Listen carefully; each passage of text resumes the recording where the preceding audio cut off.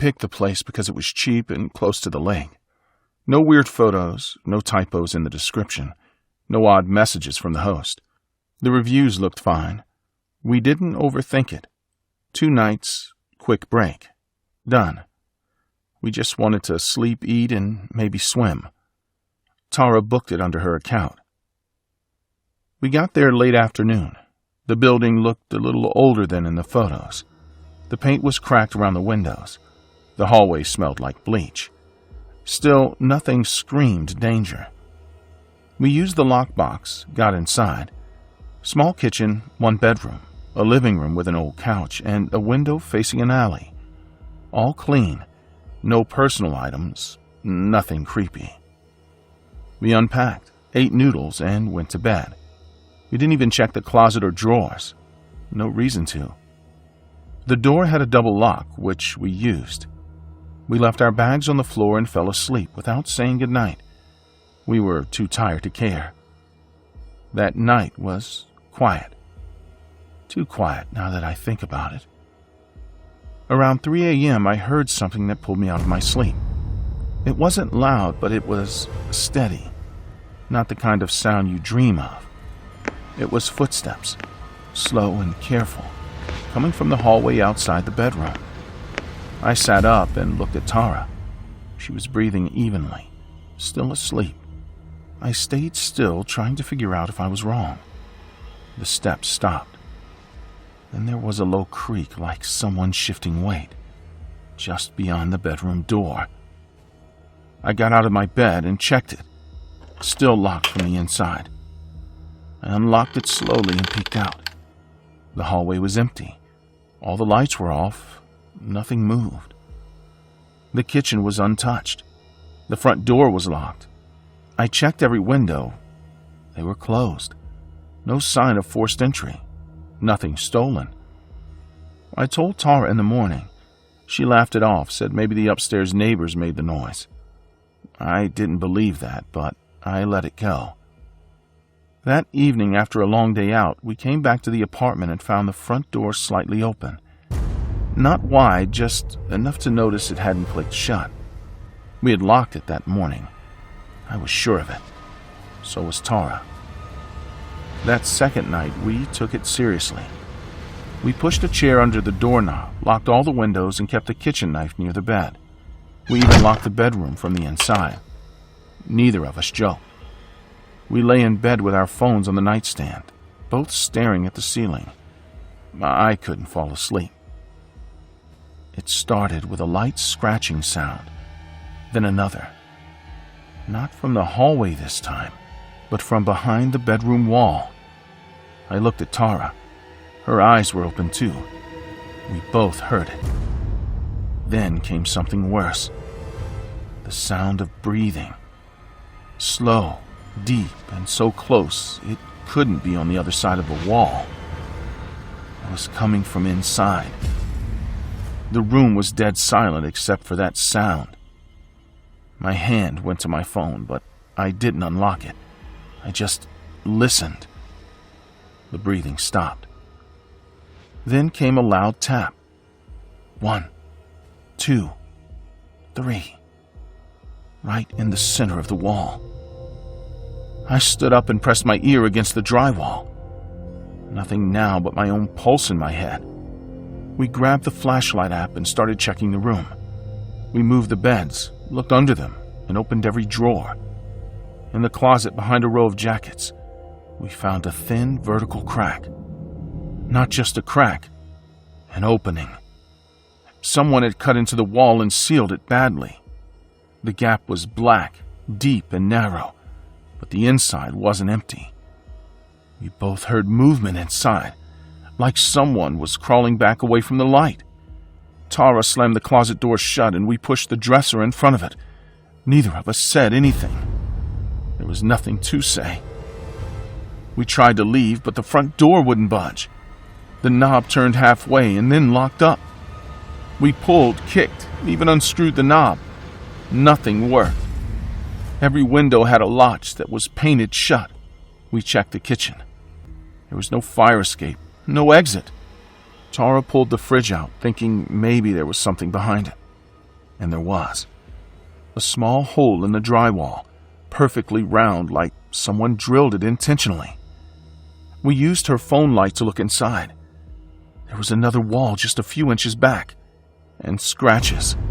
Deep, desperate ones. We kept looking. Behind the mirror in the bathroom, I found another hole. This one had hair stuck in it. Human hair. Light brown. Fresh. Tara wanted to scream, but she didn't. We just kept moving. In the living room behind the bookcase, the drywall had been patched badly. I pushed on it, and the panel shifted. It opened with a crack. Inside, there was a hidden tunnel. Not big, but big enough to crawl through. It reeked like rotting meat and mold. There were pieces of broken plastic, bits of rope, and torn clothes. At the far end, the tunnel dropped into darkness. I didn't want to go in. Neither did Tara. We had no choice. We couldn't stay above ground with whatever was watching us. We grabbed the flashlight, the knife, and crawled in. The tunnel was hot and cramped. My knees scraped against nails. I couldn't turn around. Tara followed behind me, breathing hard. After maybe 20 feet, the tunnel opened into a small chamber. No paint, no insulation, just plywood and rot. There was no light except what our phones gave off. The first thing we saw was a child's mattress. Then two more, all lined up. Dirty, stained, sunken in the middle. The room smelled like piss and blood. In the corner was a bucket, full. In another corner, bones. Small ones. Too small to be from animals. Tara covered her mouth, but she didn't look away. There were photos taped to the wall. Dozens. Polaroids. Kids sitting on those same mattresses. Some crying. Some gagged. Some stared at the camera like they'd given up. There were dates written on them. Some from years ago. Some recent. I turned and saw something sticking out of the floorboards. It was a hand. Small, dry, mummified. The fingers were curled. Tara dropped to her knees and started sobbing quietly. That's when we heard the noise. The tunnel behind us creaked. Someone was inside it, crawling. We scrambled out of the room and back to the tunnel. I scraped my leg on a nail but didn't stop. Tara dropped her phone but kept on going in the dark. We crawled as fast as we could. Behind us, someone was following. The sound was heavy, fast, and close. We burst out into the apartment and slammed the panel shut behind us. I ran for the front door.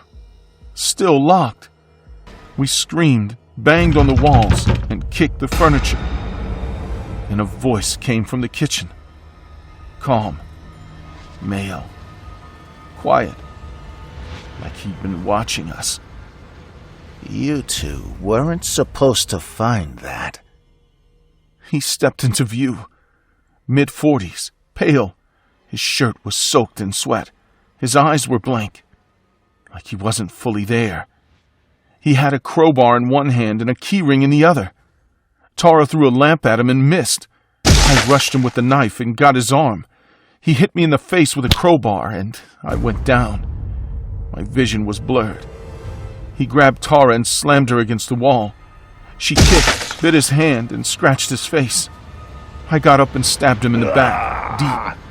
He dropped her and started screaming.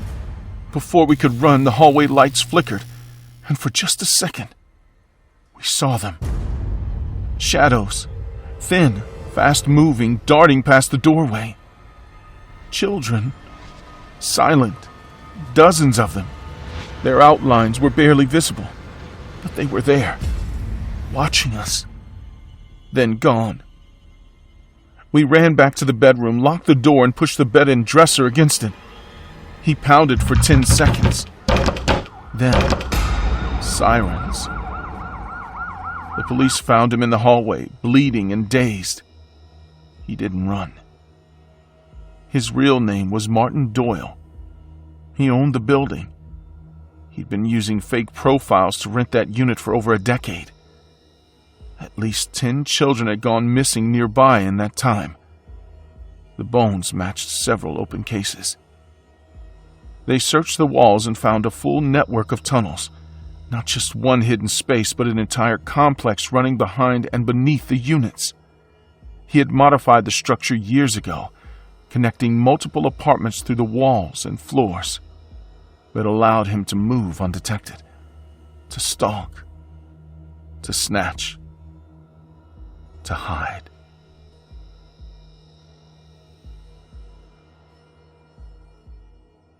I had been renting out my secluded cabin on Airbnb for nearly 6 years, tucked away in the Appalachian foothills. It was the kind of place where people booked when they wanted to disappear for a while. No neighbors, no cell service, no noise, just thick woods, silence, and the illusion of safety. I only visited between bookings to restock essentials and clean.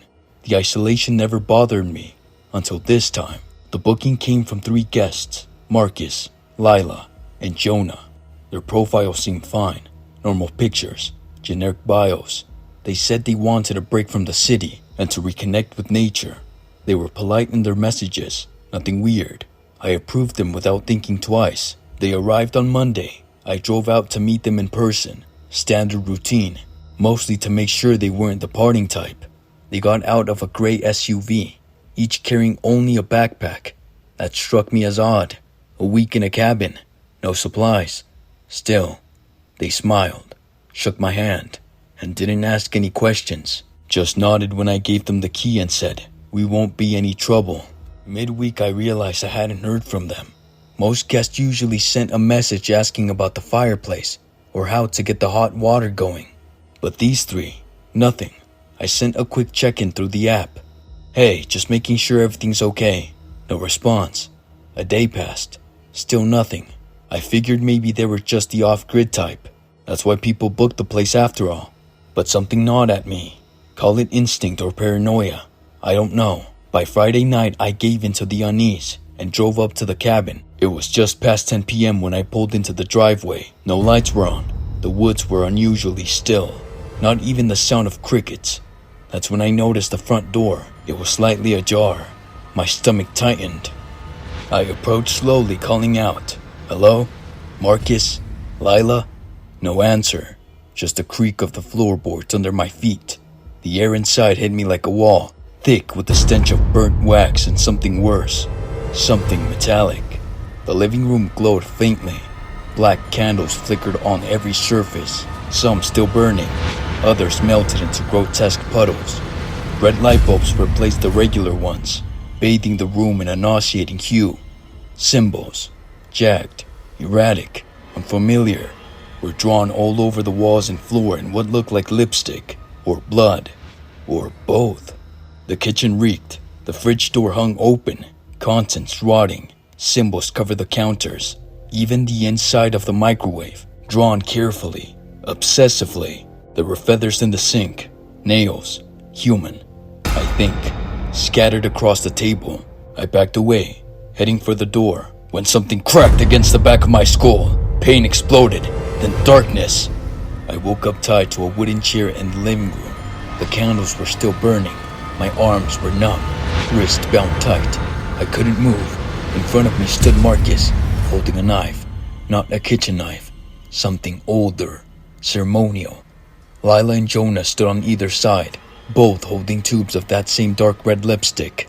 None of them spoke. Their faces were blank, like masks. They began drawing symbols on my chest, arms, even my face. The lipstick felt freezing cold. Marcus stepped forward and made a shallow cut on my forehead with the knife. Blood ran down my face. I tried to scream, but something was stuffed in my mouth. A rag. It tasted like wax and mold. Then they started chanting. It wasn't English. It sounded in Latin, but twisted. Harsh consonants, guttural vowels.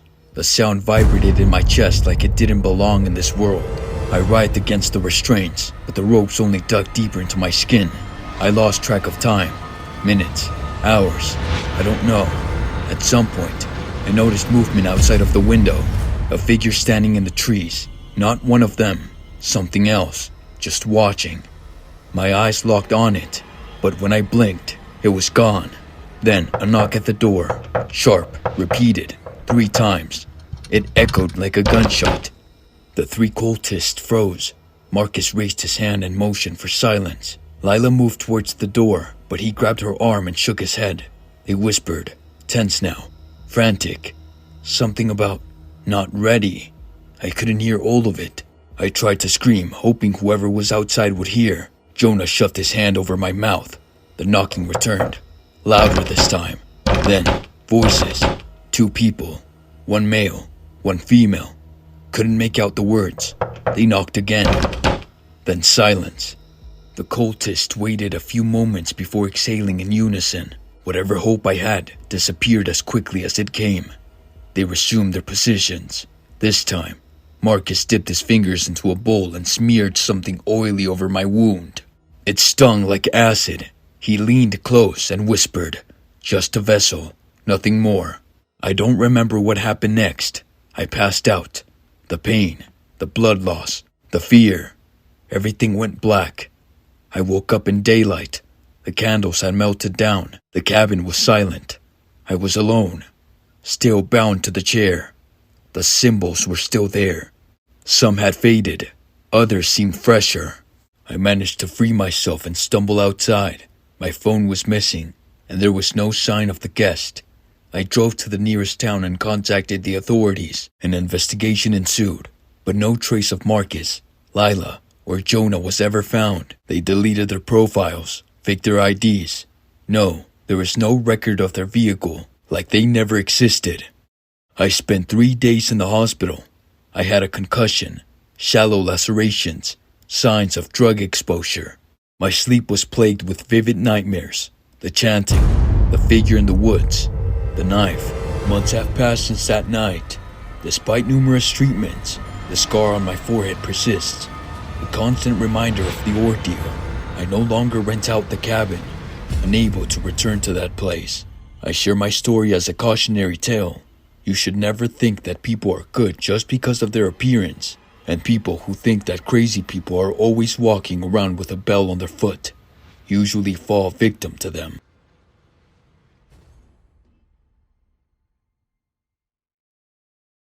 I rented my apartment for a week. Just 1 week. I needed the money, and I didn't think much about who I was letting in.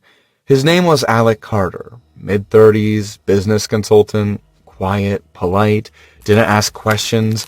He booked fast and showed up early. When I handed him the keys, he barely looked me in the eye. He had no bags, just a black backpack and a metal case, like the kind people use for tools. He didn't smile once. I gave him a quick tour, told him where things were, and left. I didn't feel unsafe, just like he wasn't really listening. When the week ended, he left right on time. The apartment looked clean. No broken furniture, no smells, nothing weird. But something felt different. I didn't know what yet, but something was off. And once I found the painting, I knew I wasn't imagining it. The map was gone. That map had been in the living room since I moved in. A giant canvas of the world in pale blues and browns. I loved it. What replaced it was bigger, darker. A war painting. Soldiers with burned faces, black skies, bodies piled up in trenches. It wasn't even centered on the wall, just hammered in like someone needed it there. At first I thought maybe I was wrong. Maybe Alex swapped it by accident, or maybe it was some weird thank you gift. I opened a drawer to call the Airbnb support number, and that's when I noticed the silverware had been rearranged. Each knife is facing the exact same angle. Even the dish towels were folded perfectly, edges aligned. I never do that. I started opening every drawer and cabinet. He'd touched everything. Rearranged shoes. My books are in alphabetical order. Bathroom bottles placed by height. Nothing was missing, but nothing was mine anymore. Every room looked like a showroom version of itself. Clean, sterile, inhuman. That night, I couldn't sleep. I kept thinking about that painting. Why would anyone bring something like that? And why leave it? I wanted to feel normal again, so I turned on the TV while making coffee. It buzzed, flashed once, then settled on a strange feed. Not a channel, a live stream. The screen showed a bedroom. My bedroom. From the corner ceiling.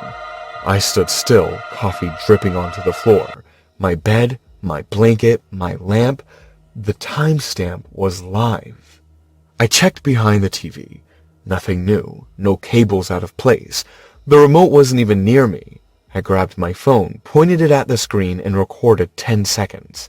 Then I ran to the bedroom. I looked up to where the angle was coming from. Nothing there. No lens, no black dot, no blinking light, but the stream was real. I went room to room, tapping walls, looking under furniture. I tore open the heating vents with a screwdriver. Nothing. But when I moved the fridge, I found something taped behind it. A round black device, like a smoke detector, but flat and silent.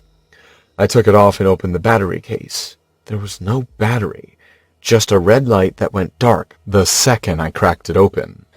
By then, I had goosebumps on my arms. Not from cold, from the way my space didn't feel like mine anymore. I didn't know how long he'd been watching me, maybe even before I left him the key. I was done playing calmly. I called the police. They said someone would come by. No one did. I barely slept. Every creak in the walls made me sit up. At 3:11 a.m., the TV turned on by itself. Same live stream. My room again. Except this time, the bed wasn't empty. Someone was sitting on it. My back tensed up and I froze. I could only see the top of their head. Short hair, pale scalp, not moving. I grabbed a bat I kept by the door. I walked to the bedroom and pushed it open fast. Empty. But the bed had a dent right in the center. Deep, like someone had just gotten up. The air wasn't cold, but it was dry. I didn't turn off the TV. I left it playing and sat on the couch, holding the bat. Around 4:30 a.m., I heard something inside the kitchen wall. Like soft movement. I pressed my ear to the drywall. There was a shuffle, a bump, then silence. I punched the wall. Nothing answered. That morning, I packed a bag. I was going to leave, but when I opened the door, the hallway was pitch black. The lights were out. I stepped forward, but the elevator display was off, and the stairwell door wouldn't open. It was like the building had shut itself off. I went back inside, closed every window, and locked myself in the bathroom. I stayed there until I heard voices outside again.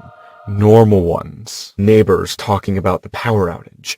I waited until daylight to search again. I pulled every frame off the wall, every vent, every floorboard I could pry open. I found 5 more cameras. 2 in the living room, 1 in the bathroom light fixture, 1 in a kitchen cabinet, and the last inside my nightstand drawer, facing upward. I smashed them all.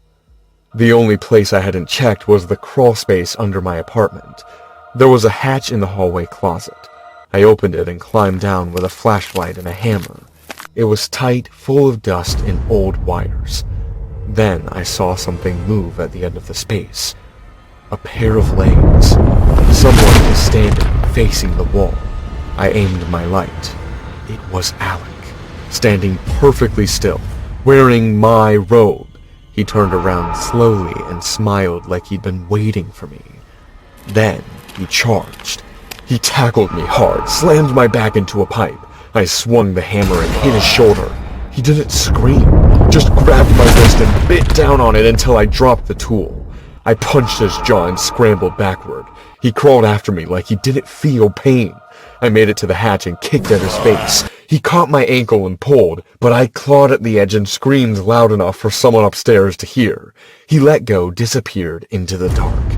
When I got out, the hatch slammed shut behind me. I locked it with a chair and called the cops again. This time, I told them someone had broken in. Armed, violent. They came fast. They found nothing. No man, no prints, no cameras, nothing. The crawl space was empty. Just dust and old wires like before. They looked at me like I was crazy, but they didn't say it. One of the officers pulled me aside. He said Alec Carter didn't exist. The ID he used was fake. The photo was AI generated. The phone number was untraceable. I moved out that same week, sold everything. The map painting, my TV, my furniture. I couldn't keep any of it. Not knowing what he'd touched, what he'd recorded, where he might have hidden more. 2 months later, I was staying with a friend in another city. One night I was scrolling through videos online. A link came up in a chat. No sender, just a file. I clicked it. The video started with my front door. Then I, cooking. Me sleeping, me changing, all stitched together hour by hour, day by day.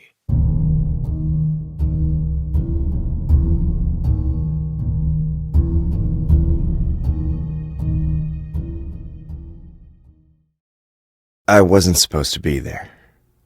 I was just checking my Airbnb rental before heading back to the city. It was a small house in Omaha, nothing fancy. My last guests had been quiet, no complaints, and the house should have been empty now. But when I drove by, something caught my eye. The door was open. That wasn't right. I double-checked my phone for the guest calendar. No one was scheduled until next week. I parked a little down the street and decided to take a closer look. Maybe the cleaners had left it open by mistake. Or worse, maybe someone broke in. My heartbeat picked up as I approached the porch. I reached the doorway and peered inside. The living room was untouched. Same cheap furniture, same stale air. But then, a faint chemical smell hit me. Sharp and unnatural. It wasn't the kind of thing you mistake for cleaning products. I stepped in cautiously. The smell grew stronger as I approached the kitchen. That's when I heard the faint hum of machinery. It was coming from the basement door, which was cracked open, just enough for a dim flickering light to spill out. I should have turned around right then, but I couldn't. Something told me I needed to see what was going on. The basement was a different world. Fluorescent lights buzzed overhead, illuminating an elaborate setup that looked straight out of a crime show. Rows of burners, glass tubes, and vats of liquid lined the walls. The smell down there was unbearable, a cocktail of chemicals that burned my nose and throat. But the worst part wasn't the equipment. It was the people. At least 5 of them were in the room, all wearing hazmat suits. They moved frantically, glancing at each other as if something had already gone wrong. I froze at the bottom of the stairs. One of them turned their head, and I could feel their gaze through the opaque visor of their mask. Slowly, they all stopped what they were doing and looked at me. I didn't wait for an invitation to leave. I turned to run back up the stairs. But as soon as I spun around, I ran straight into someone. He was huge, a mountain of a man blocking my escape. His face wasn't covered, and his expression was tight with urgency, as well as anger. "What are you doing here?" I stammered something about being lost, about thinking I was at the wrong house. He didn't seem to hear me. He grabbed my arm with a vice grip and started dragging me back toward the basement. "Sorry, lady, but you've seen too much." Panic kicked in, and I did the only thing I could think of. I bit down on his arm, hard.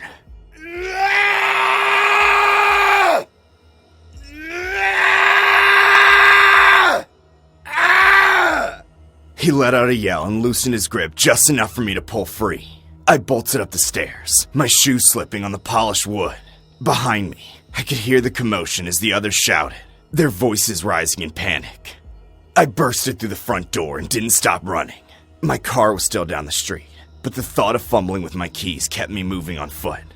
I cut through yards, jumped fences, and ignored the barking dogs that chased after me. My lungs burned and my legs felt like they were going to give out, but I couldn't stop. As I rounded a corner, I nearly collided with a woman coming out of her house. She looked familiar, and it took me a second to place her. She was the last guest who had rented the house. Her face twisted into a mix of surprise and desperation when she recognized me. "Hey, you're the owner! What are you doing here? Come inside, this is a big misunderstanding." Her grip was stronger than it should have been. I tried to pull away, but she held on, yelling toward the street.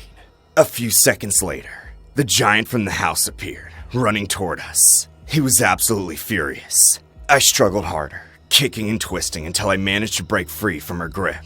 The man reached just as I stumbled back. He lunged at me, grabbing my shoulders and slamming me against the side of the house. My head spun from the impact, but I didn't stop fighting. I clawed at his face, kicked at his shins, anything to get him off me. Before he could drag me back into the house, a group of neighbors came out onto their porches. A father and his 2 grown sons approached cautiously, trying to intervene. The giant let go of me and turned his attention to them. He swung a massive fist, connecting with the father's jaw and sending him to the ground. One of the sons tried to tackle him, but the man easily shoved him away. The distraction was all I needed. I turned and ran again, this time heading for the main road. I didn't look back to see if the woman or the giant were following me. I just ran. I reached a gas station a few blocks away and finally stopped. My hands were shaking as I pulled out my phone and dialed 911. I gave them the address of the house and tried to explain what I'd seen.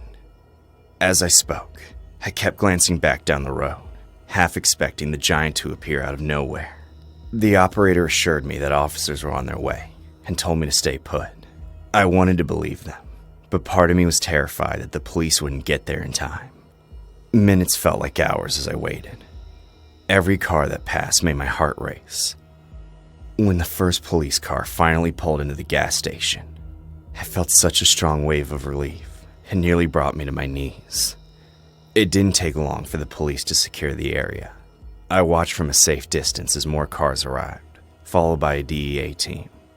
The officers moved in quickly, surrounding the house. I couldn't see much from where I was standing, but I could hear the shouts and the muffled sound of a battering ram breaking down the door. The raid lasted about an hour.